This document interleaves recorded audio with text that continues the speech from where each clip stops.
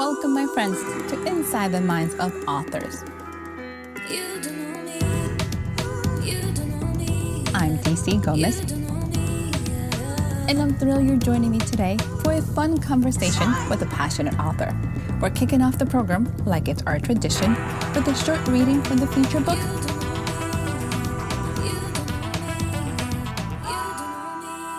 I hope you guys enjoy it. Let's get started. DC, thank you. Well, first, my name, Bill Boggs. I'm a television host. I've written 4 books, and the most recent is this satire, Spike Unleashed, The Wonder Dog Returns, as told to Bill Boggs. This is a kind of a raunchy satire looking at our culture today. Everything's over the top. There's a lot of political stuff in it. It's designed to make you laugh out loud. That's the point.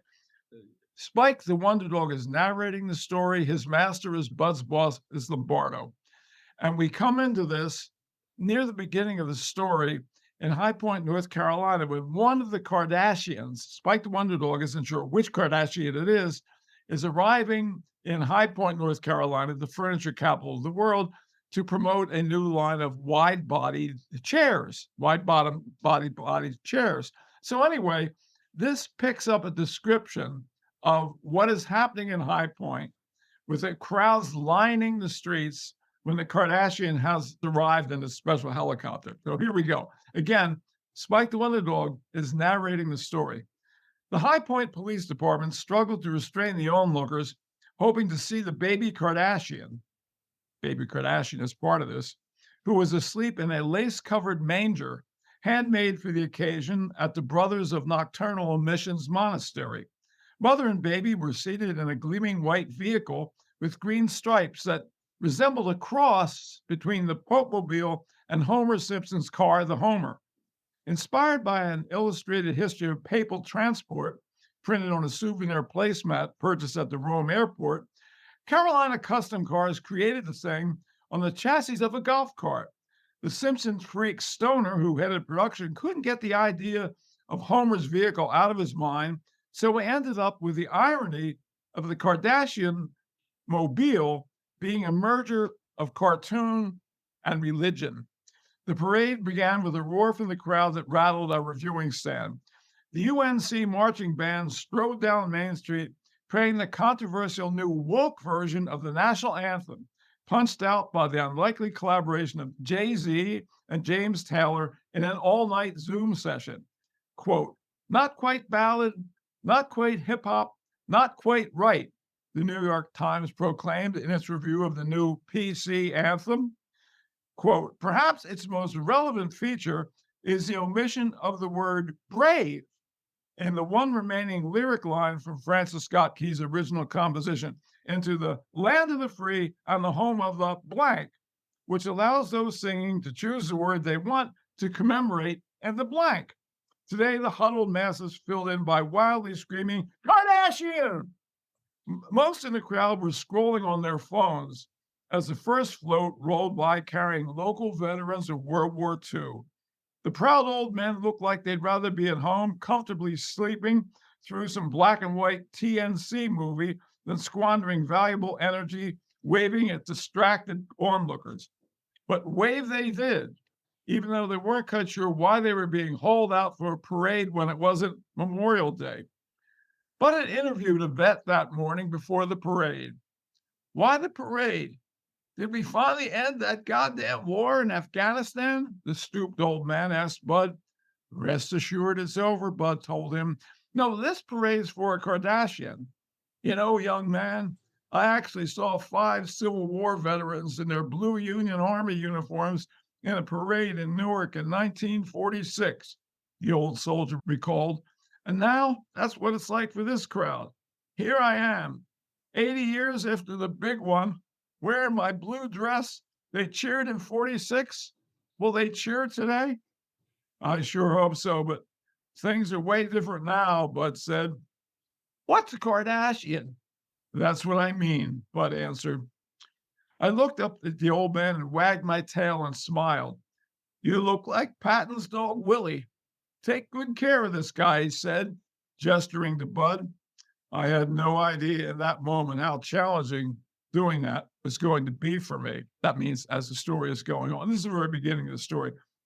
The parade barreled on, mostly with ear-splitting music being mangled by local high school bands. Because of pandemic school cutbacks, the bands had never been taught how to play and march at the same time. I'm a Yankee Doodle Dandy seemed to morph into Taylor Swift's You Need to Calm Down, all the same 3-minute song. The phonies on the reviewing stand were applauding the mishmash like aging rockers pushed to the limits of their endurance in the third hour of a Springsteen concert. Lombardo told Bud that some businesses paid a hefty sum to advertise on electronic billboards mounted on powerful Dodge Ram 3,500 trucks on loan from Marty Apple's Dodge dealership. Unfortunately, Mr. Apple forgot to fill the fuel tanks, and most of the gas-guzzling monsters ran out of gas a mile or so before the reviewing stand. A reporter on the scene of the truck backup said a huge sputtering red Ram, obviously out of gas, was blocking the path of the Kardashian mobile. It seemed with a simple flick of her wrist and a wave of her wand, Miss Kardashian had the vehicle dragged out of her way by the merry men of the Ethel Merman marching chorus, who sang Everything's Coming Up Roses as they shoulder the tasks. One of the Rams that did make it to the reviewing stand features the latest scam of our friend who calls himself the Hebe named Zeebe. A former rabbi who's now a town fixture is an irredeemable but lovable con man. He was pitching his new training course. The streaming billboard on the truck was flashing. Defend yourself against cancel culture. Need apologies? We've got sniveling ones that still won't work. New identity? No problem. Just like Better Call Saul. Still watch Woody Allen movies? All charges drop. Your opinions won't offend anybody. Why? You won't have any. Relax, knowing you won't get called out for eating ethnic food in public again. We deliver. Enroll now. Be bland.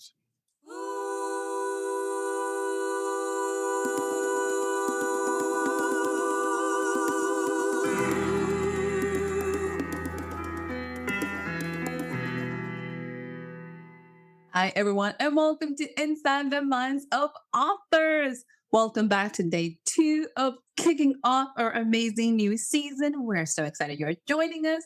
I have a fabulous guest, as you guys probably noticed from that amazing reading, because I was holding back chuckles the whole entire time. Can't wait to get started. Don't hold back chuckles. Let the chuckles chuckle. No, totally holding back chuckles. So this is going to be amazing, guys.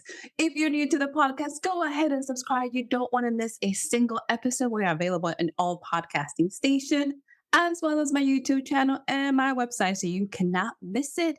Let's jump in because we just want to know. Hello, Mr. Bill. Welcome. Bill Boggs here. Thank you for calling me Mr. Bill. Usually only my doorman in my building here in New York calls me Mr. Bill, so I'm honored. Thank you. I'm in Texas, so we're going to call you Mr. Bill. It'll be fabulous. Amazing reading. You was just telling us off the air that this is the first time you have done it yourself, is that you're a professional narrator. You did amazing. Well, thank you. I've been in show business my whole life. I've been a television host. I've sung professionally. I've acted professionally. I've won 4 Emmys for various TV shows, and I've written 4 books. But when they approached me about the narration for Spike Unleashed, I thought there's so many crazy characters in it, so many shifts back and forth. I thought, yeah, I could do it.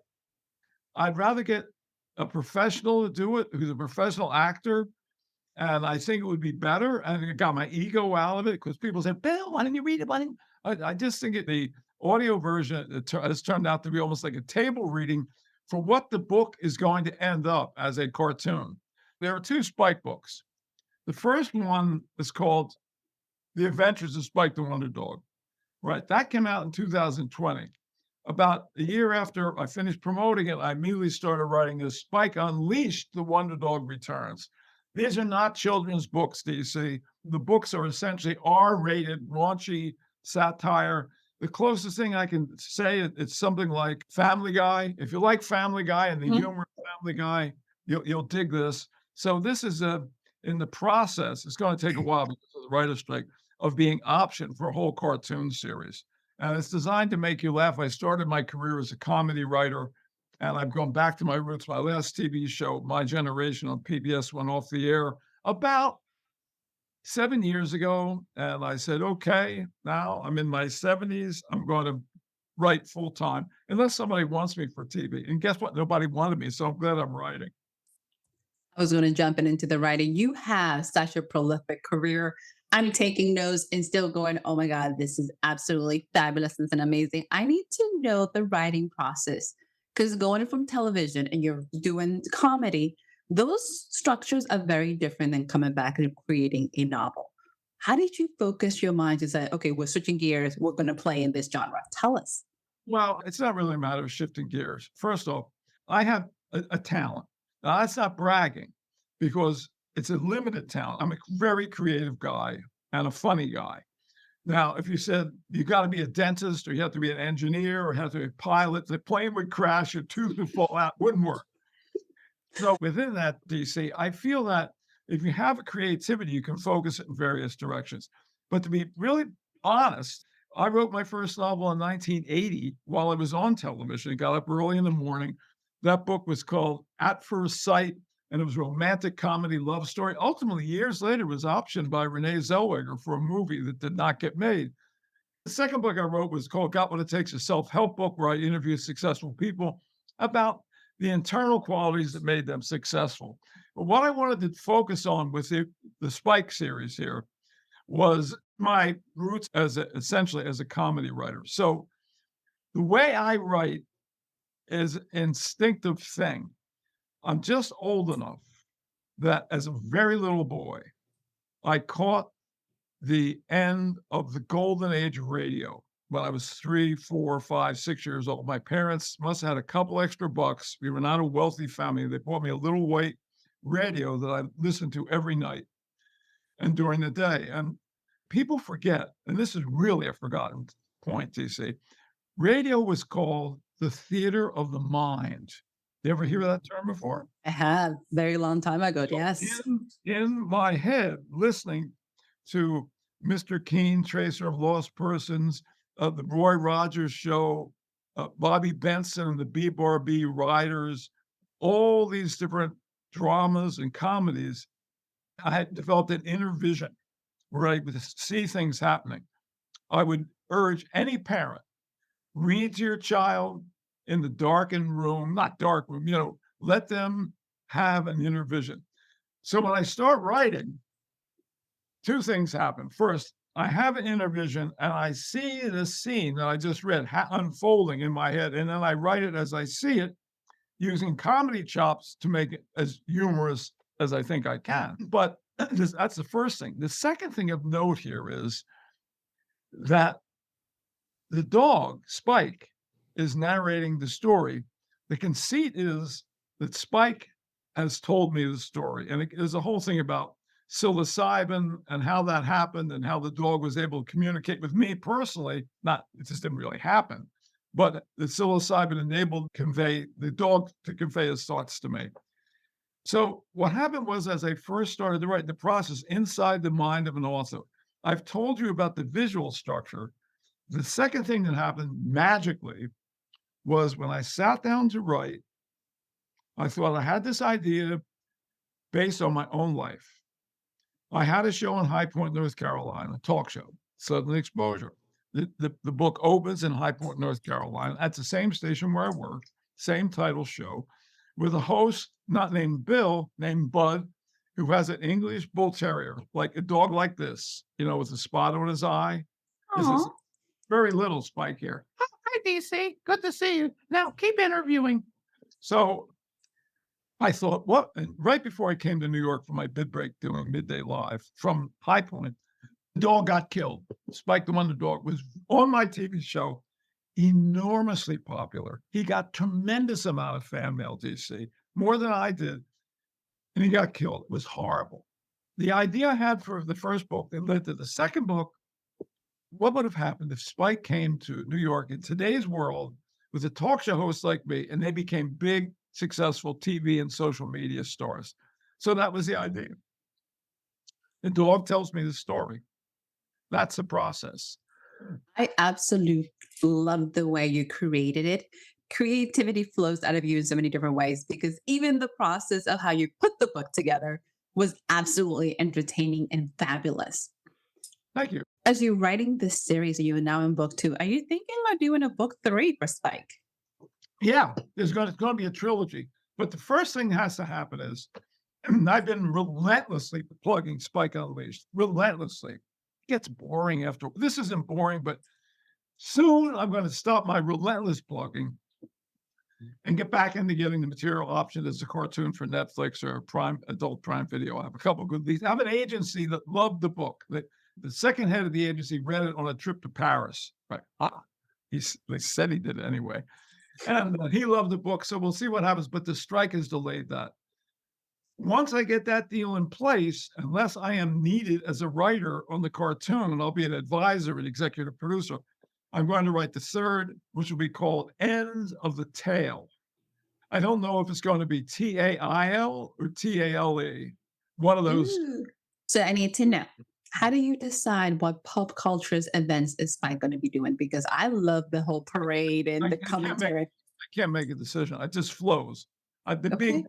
completely honest. It just flows. A lot of people said to me, for a guy my age, I'm very tuned into pop culture. I was a sociology major at the University of Pennsylvania. I've been interested in pop culture all my life. But in a minor way, it just flows. I have ideas right now. I always have a little book with me that I keep. That something will hit me. So I never say to myself, oh, I got to remember that. I write it down right away. And then once I write it down, DC, I have the books in a stack. And I just go back to them while I'm writing. Anywhere in the world, I could be, oh, I need to make a note on that. It just flows. I wish I could give you a more complex answer. It just happens. Hey, you do not have to explain it anymore. You are a true pantser because everything just flows and it comes as inspiration and you hit the keyboard. So it's perfect. That explains it all. It is classic. You're very in tune with comedy, as you stated very well. Have you considered deciding to do a fiction book that is not comedy, very much a thriller? Have you thought of other genres to start writing? I will stick with the comedy satire genre because it seems to be quite successful and I love doing it. I mean, the writing part of the day for me is when I write mostly in the afternoon. The first book, At First Sight, in 1980, in order to write that, I had to get up at 5:15 in the morning, drink coffee, write, go jogging, get back, take a shower, and go in and do a 90-minute live TV show. This time, I'm not doing that. So I work in the afternoons. I lie down in bed about 15 minutes before I'm going to start writing. And I usually drink a high caffeinated, healthy tea, not like a Red Bull, but something with some caffeine in it. And I just relax. I put the phone aside. Then I come in, turn on the computer. Again, the phone is on silent, but I need the phone in case I have to research something. So I don't put it in the other room. But I then bring up what I wrote the day before, edit what I wrote the day before, and just jump in and continue writing. I try to get into the process of what I call deep flow, where you're really concentrating. It's a more and more difficult state to achieve because of the constant distractions we have, right? And I'm guilty of that. And once you go into a deep flow state and you're writing, if you get the flow, answer the phone, it can take 12 minutes to get back into that state. And that's pretty much how the process works for me. First off, I'm totally committed to Spike, getting it as a cartoon. So one of my actual goal, it's a very simple goal. I want to sell the 2 books, 600 pages of original satire and comedy as a cartoon. Obviously, make some money from that. Take a portion of the money, rent a villa in Florence, outside of Florence, and invite my lifelong best friends, paying all their transportation, to come and be together for a week in Italy. That's the goal. The goal wasn't, hey, I'm going to buy a new house. No, I got what I need. I don't need anything else. I have nice everything's, but that's my goal. And I want the day to come when I'm looking out at a sunset in Florence and I raise a glass and I say, I pulled it off. I pulled it off. Mr. Bill, I am so cheering for you because that is such a beautiful goal. It is amazing to say, I want to share and celebrate with the people that have been in my life and have meant Honestly, so well. that is really the truth. Anybody who knows me say, yeah, that's what Bill, he's nuts. That's what, but I want to buy them those tickets and I want to see him show up.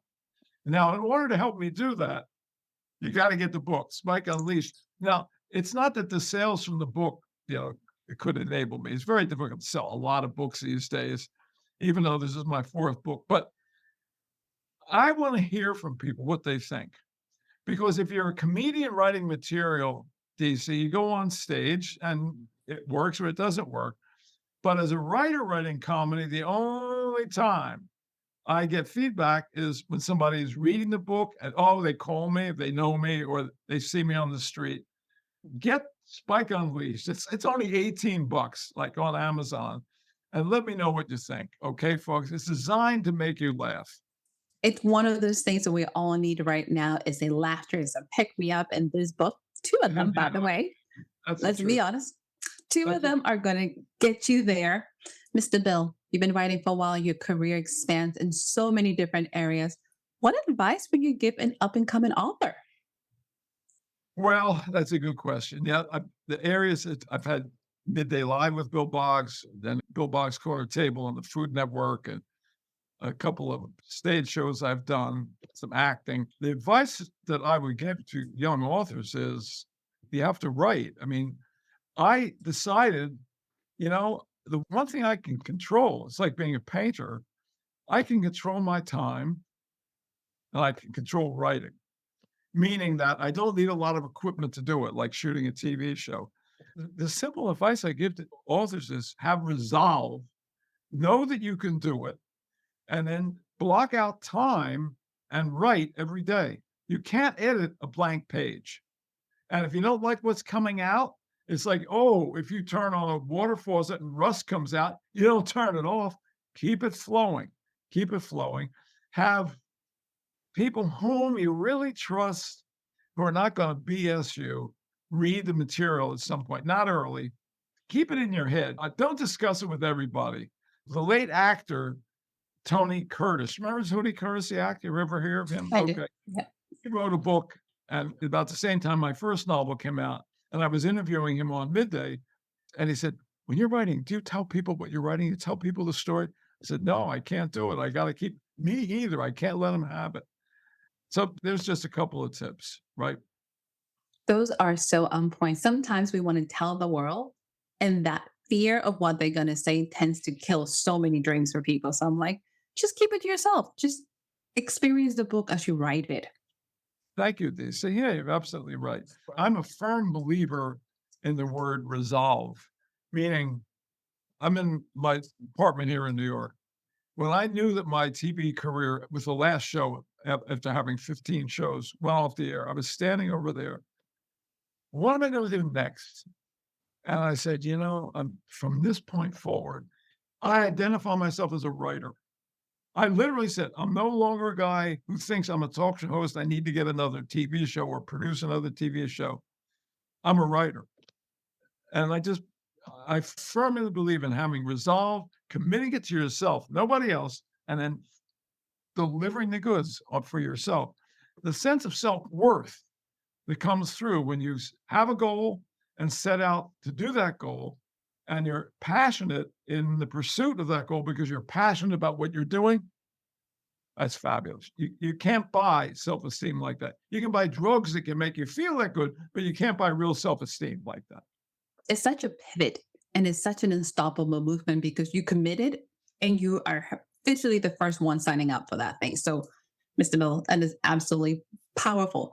So, Mr. Bill, tell us, before you leave us, we need to know, where can we learn more about you, where we can find the books, where are you located? Okay, very quickly, the name, Bill Boggs, B-O-G-S. I have a whole YouTube channel, Bill Boggs TV, with about 500 videos from some of my shows and stuff like that. Plus, we can put this show on that channel if you want. I have a website, billboggs.com, Instagram, at Real Bill Boggs, and then, of course, at Instagram, at Spike_Wonderdog on Instagram. I mean, that would basically be You are available in many different areas with the same handle, everyone. You can find Mr. Bill. You can learn more about Spike the Wonder Dog and also check out his amazing collection of videos and entertainment because you are going to love it. I appreciate you mentioning that. Thank you very much, Stacey. Tell me just a minute about yourself. How much of writing have you done in your life? I am a multi-genre author, so I do everything from urban fantasy to children's books. So also a podcaster. So I do a little bit of everything. I enjoy the creative process probably as much as you do. I also enjoy just connecting with authors and just seeing the passion you guys bring to the table. Like it really inspires me to go back to writing. I'll tell you, I obviously in promoting the book, like say Relentless promoting a Hell Up Again. I've done a lot of podcasts, but this is the one that I think has been most engaging in terms of the process. I love process. I love talking to creative people about their process, what makes them work, how they work, what they don't do. Even the second book I wrote, Got What It Takes, Successful People Reveal How They Made it to the top, wasn't about business strategies. It was about personal, internal qualities, process that enabled them to be successful. It's exciting. And Mr. Bell, before you leave us, we have a lightning round. Super easy. I know you cannot think too much about this. Let's see how you do. Hold on just a second. Before every lightning round, I always put lips up on. All right, tell me when you're ready. And I got little Spike with me. I'll put Spike on my shoulder here. All right, lightning round. Let's do this. Never did this before. Spike always going to fall off. Go ahead. Lightning round. Hey. Candlelight dinner or breakfast in bed? Candlelight dinner. My God, you got to get out of bed and go to the bathroom. Good point. Once you're up, get up, stay up. Go ahead. Candlelight dinner. Fruit or veggies? Vegetables. Okay. If you had a choice of being a knight or a prince, which one would you choose? Prince. You don't have to get up on these horses and fight people when you're a knight. Princes just send the knights. Okay, go ahead. So true. Choice, city or country? City. Okay. So here's a little different. Let's see how you do with this one. If you could have any superpower, what would you pick? Intelligence. Oh. I mean, intelligence superpower. Imagine what you could do with it. You know, you could really domination. You could really help the world. Did you say domination? No domination. Mr. Bill, it's been such a pleasure to have you. You're absolutely amazing. Do you have any closing remarks for us? I love you. Aw, you're awesome. You're so great. You're terrific. Yeah, closing remarks. Great. If people are listening, do some good in the world today. You know, look at every day, and in this, even if it's the smallest possible thing, do some good in the world today. We really need that. And that's the dullest speech you're ever going to hear. I thought of saying, do some good in the world today. And you could also buy my book, but I didn't add that. I really meant that. It is a beautiful closing remarks to a listener. Absolutely. Even if all you can do today is make somebody smile, just make them smile. We all need it. Mr. Bill, congratulations on the book. Happy dance for you and Spike. Woo-hoo. And to our listeners, go ahead and buy the book. Buy both of them because you're going to have a riot of laughter. It's great for the soul. Remember, this is Welcome Back to Podcast Week celebration. I'll be back tomorrow with another amazing author as we celebrate our launch of a podcast week. Mr. Bill, thank you again, everyone. Make sure to subscribe and I'll see you tomorrow. Bye. Bye, folks.